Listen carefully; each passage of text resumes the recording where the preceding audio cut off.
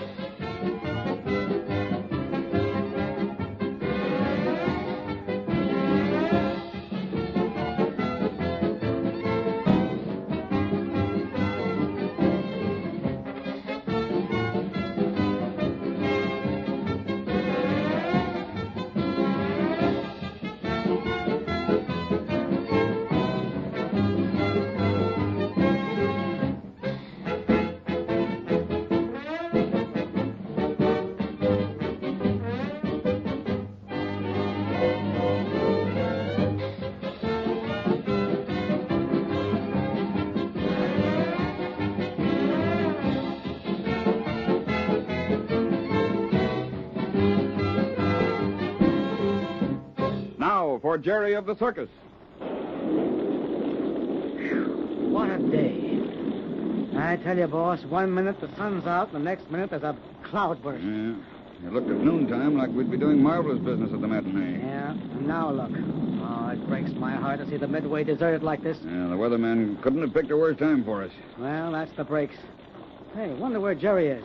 He ought to be here by now. Oh, he'll be along soon. I sent for him, and with his curiosity, he won't be able to wait. I sure hope this shower lets up before the night show. Yeah. Wow, that sounded pretty close. Too close to suit me. Say, did you see that lightning? Yeah. Boy. Listen to that thunder. Hey, I don't blame my old Uncle Alfie for always crawling under the bed. Yeah. As I've heard that some people hide their heads during these storms. Personally, I wouldn't miss them for anything. Yeah, well, that's one thing I just as soon do without. Yeah. Say, boss. Yeah? Think we'll have to put out a runway for the night show? Well, let's wait an hour and see if it clears up. Well, at least we're getting one break out of this thing. It's sandy ground. The water pretty much runs off. Yeah, if it weren't for that banknote coming up, I wouldn't begrudge this storm at all. We've had pretty good luck this season.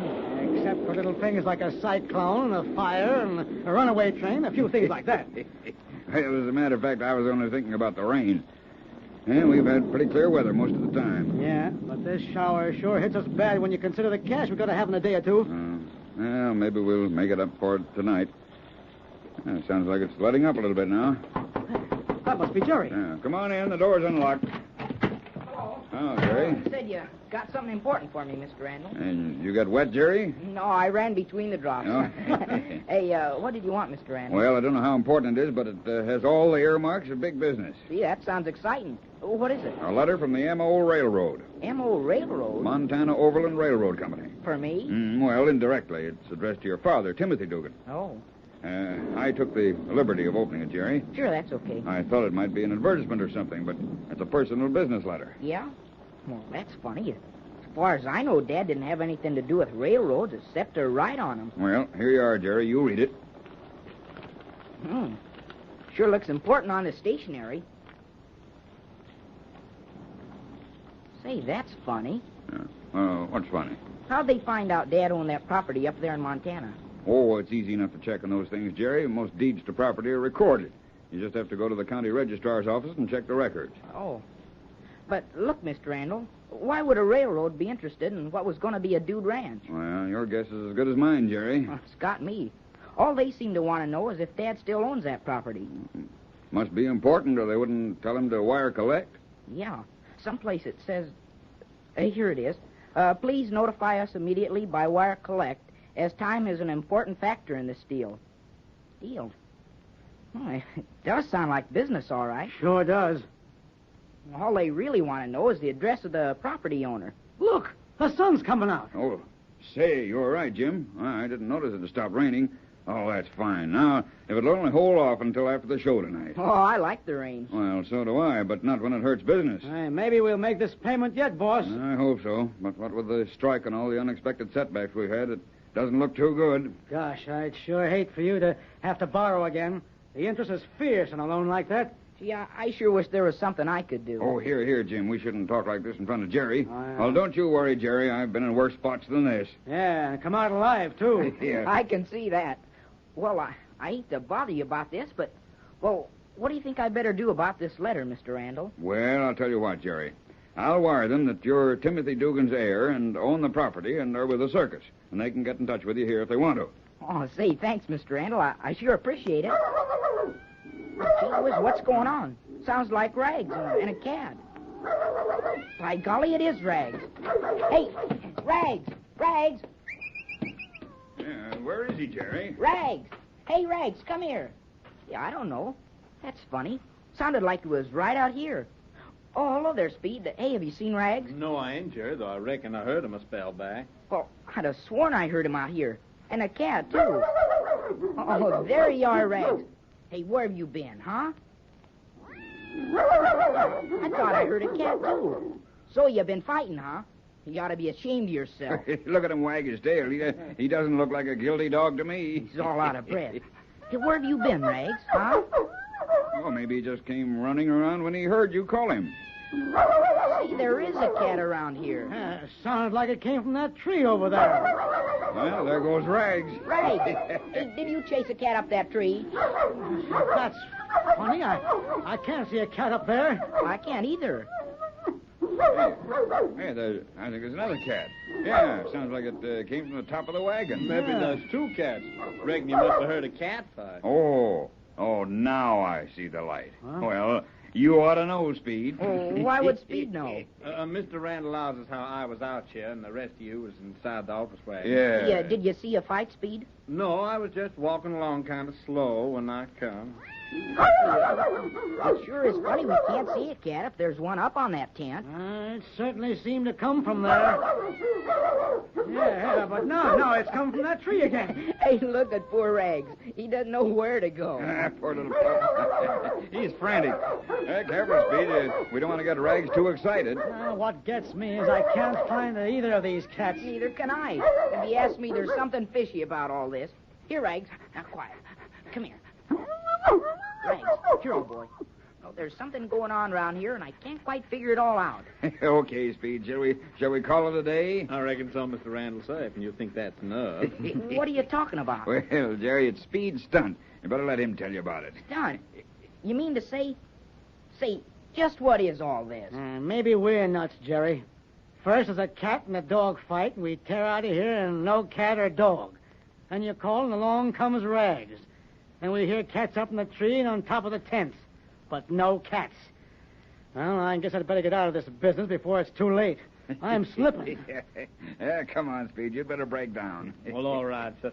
You see, Jerry, I was brought up on a farm. Well, I guess I just took natural like the animals. Anyhow, I got to You mean imitate to them. say and- that you've been making that meowing? Sure, that's it. Now, listen. I heard that meowing come from that tree. No one can fool me about that. So did I, and from the tent top, too. You couldn't have done it, Speed. Well, then, supposing you tell me where you'd like to hear it come from now, Jerry. Oh, back of Mr. Randall. Say, what in the dickens are these animals doing around here?